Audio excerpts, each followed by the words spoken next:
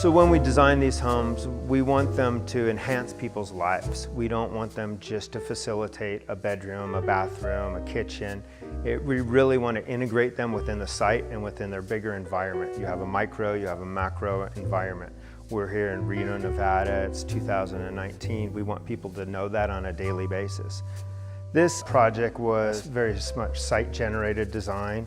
We approached it with the topography and the indigenous plants and rocks in the area, and we wanted a home that adapted to this site as opposed to bringing in a preconceived notion of some outside imagery. The way that I design in particular is from the inside out as opposed to designing floor plans and overlaying elevations. We design from the inside out both visually and structurally. So the way that this has to step down the hill, we have these towers that step down the hill and then glue-lam beams that span between those towers, and then floors and roofs that stack across those beams. So they tie together a lot like limbs of a tree. It had a bit of a dual personality. You'd have the very public side here overlooking Reno, the night sky, and to the north, exposed glass with views to the north up to Peavine and downtown Reno. Yet on the south side, backing the Toyabe National Forest, we wanted a very intimate indoor-outdoor living to the site and be in contact with the hillside. Also going into the design is part of the macro to micro procession of the whole house and the whole sequence.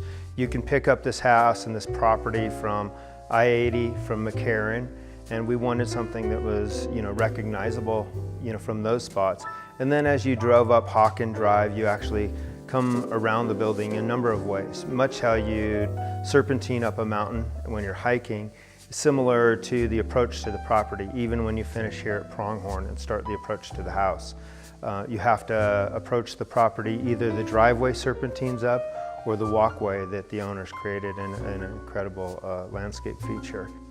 Once you're in that arrival area, we wanted to use it as a transition thing. It's much of a Frank Lloyd Wright sequence where there's a compression and a release, where you come underneath the belly of this house and it's kind of transitioning from driving up the mountain to coming in, dropping off your coat, either sequencing out of the grotto at the bottom of the stairwell, either up the elevator or through the stairwell, and then turning around and opening up to this panoramic view of downtown Reno.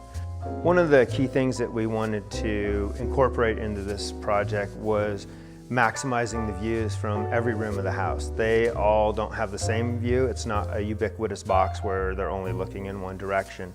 The way the house steps around, it gives you, as in good photography, you have a foreground, a midground, and then you have your vista in the distance. And it gives a sense of place. Each of the rooms, whether it be the west wing of the master suite or the east wing of the guest suite and kids' bedrooms, they have their own personal views. Looking to the northeast, you have downtown Reno. To the northwest, we have Peavine. And on the backside throughout the south, we're looking up to the Toyabe National Forest. We didn't want to make it cavernous. I didn't want to recreate the Ahwahnee. Even though it is roughly 6,500 square foot of living area, I still wanted to make it intimate for a family of 2, a family of 4, a family of 6. And over that square footage, it's broken down into usable spaces instead of a cavernous main room. And it wasn't so much we're going to introduce a curved roof, we're going to introduce some towers. More so, it was what was appropriate for the site. The curved roof was generated from the inherent steepness of the site and height restrictions. We wanted to pull it down, and the view from up here, perched on the hillside, was more down and away as opposed to up into the trees.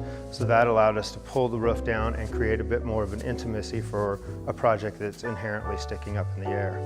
Another way that we kind of engage in that forest and the natural hillside are these beams that reach out the back of the project, and they tend to anchor themselves in the hillside into these deadmen.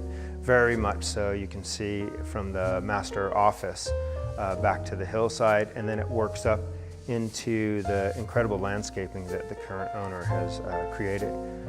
He has this approach which is called rewilding, which fits directly into what we were trying to do with the project of fitting into this natural landscape as opposed to the newly treed of Cullen Ranch, we wanted to address more the natural landscape that was here for hundreds and thousands of years.